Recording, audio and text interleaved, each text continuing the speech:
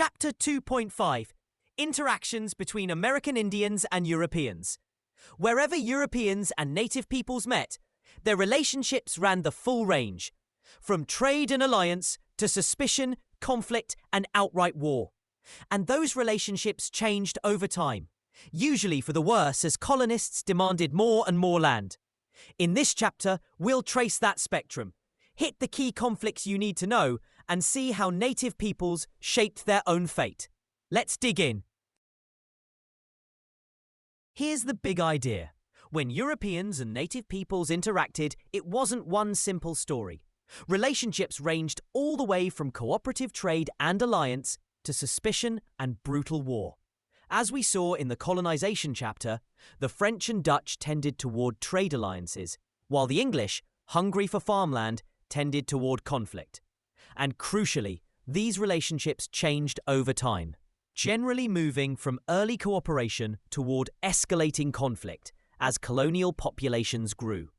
That change over time is exactly what Key Concept 2.1 and this topic are about. Let's lay out the full spectrum. At one end, you have cooperation, trade, alliance, and mutual benefit as Europeans and native peoples exchanged goods each wanted. At the other end, you have competition, conflict, and war.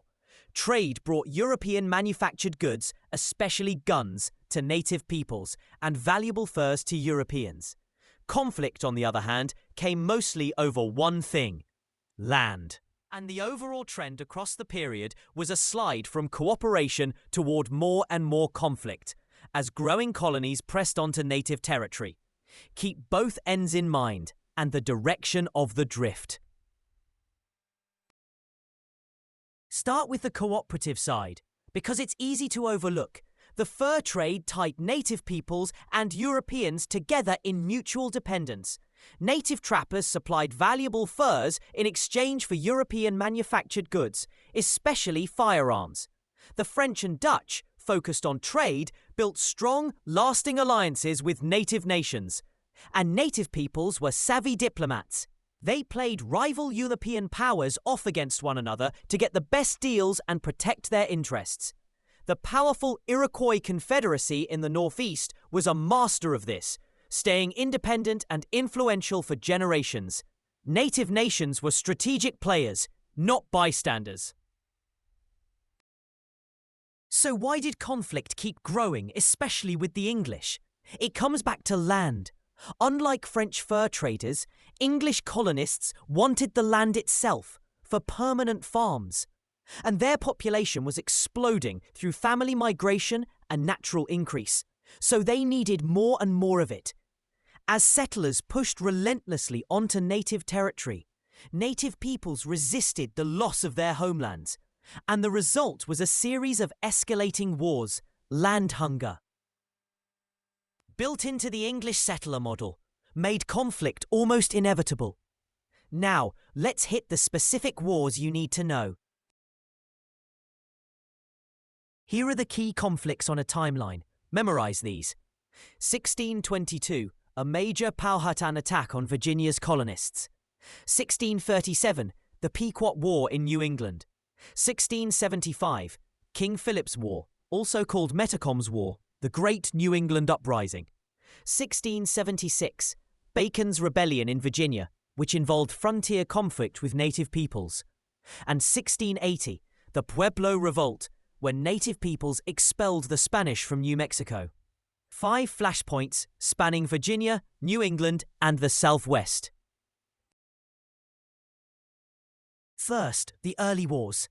In Virginia, English settlers and the Powhatan Confederacy fought repeatedly over land. In 1622, the Powhatan launched a devastating surprise attack that killed hundreds of colonists. But the English ultimately prevailed and broke Powhatan power. In New England, tensions exploded in the Pequot War of 1637, when English colonists and their native allies attacked the Pequot, including a brutal massacre at Mystic that killed hundreds. The result in both regions was the same: English dominance and the crushing of native resistance by mid-century. The marquee conflict is King Philip's War in 1675 and 76. The Wampanoag leader Metacom, whom the English called King Philip, united many New England native peoples in a desperate coordinated uprising against relentless English expansion. They attacked colonial towns across the region, and proportionally it was one of the deadliest wars in all of American history, devastating to both sides. But the English, with their greater numbers and resources, ultimately prevailed and Metacom was killed. The war effectively broke organized native resistance in southern New England, opening the region to further English settlement. Two more flashpoints round out the picture. Bacon's Rebellion in 1676 began as a fight by Virginia's frontier settlers, many of them former indentured servants, who wanted to seize native land and were furious at the governor for holding them back. It mixed conflict with native peoples and class anger against the colonial elite, and it had a huge consequence. It pushed Virginia's planters to rely more on enslaved Africans rather than restless former servants.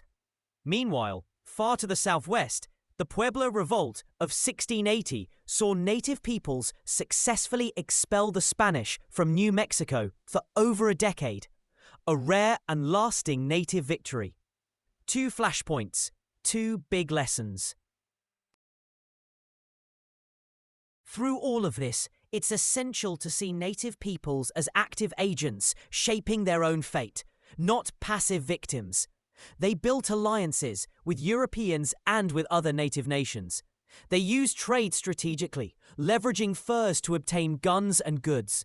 They practiced shrewd diplomacy, playing rival European powers off each other. As the Iroquois did so effectively, they turned to armed resistance when negotiation failed. And they adapted, migrating, regrouping, and rebuilding their communities to survive. At every turn, native peoples were players pursuing their own strategies, not pawns. Let's nail the change over time, because that's the exam's focus. Early in the period, contact often brought trade and cautious cooperation. Both sides had something the other wanted, and alliances could be mutually beneficial. But as colonial populations exploded and the demand for land intensified, competition sharpened and cooperation increasingly gave way to conflict and war. By the end of the period, around 1754, conflict defined many, though not all, European native relationships, especially with the English. From cooperation toward conflict, that's the arc you need to remember.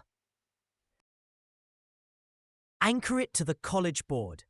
Key Concept 2.1. As Europeans competed for resources, their interactions with American Indians ranged from trade and alliance to conflict, and those interactions changed over time. And your specific Topic 2.5 job is to explain how and why those interactions changed over time. The key words are change over time, from cooperation toward conflict. In theme terms, this chapter is led by migration and settlement, the relentless expansion of colonial settlement onto native land, and America in the world as native nations and European empires competed and allied. You'll also see politics and power in the wars and diplomacy, geography and the environment in the fights over land, and American and regional culture in the cultural exchanges and conflicts. Lead with migration and settlement, and with America in the world. 2 skills to drill. First, continuity and change over time. This topic is built for it, so practice tracing how European native interactions shifted from trade and alliance toward conflict across the period. Second, causation. Be ready to explain why conflict grew. Above all, the English hunger for land and their rapidly rising populations. Continuity and change and causation are your point winners here. Lock it in. Screenshot this slide. 1. Trade to war. Interactions ran from cooperation to conflict and drifted toward war over time. 2. Land hunger drove the wars. English farming needed the land itself, so conflict was built in. 3. King Philip's War in 1675. Metacom's pan-native uprising, the Great New England Revolt. And 4. Native peoples were players, not pawns, using alliance, trade, diplomacy and resistance on their own terms. 4 hooks. And the chapter is yours.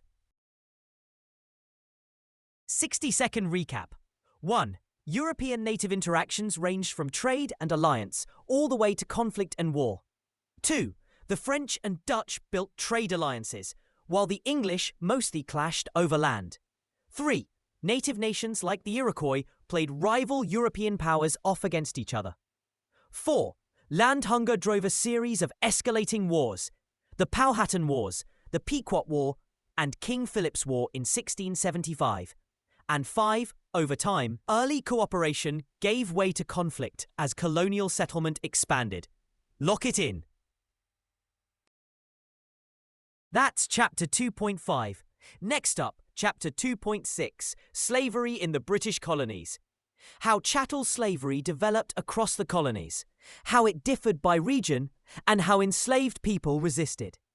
Subscribe so you don't miss it, and I'll see you in the next one on your way to your 5.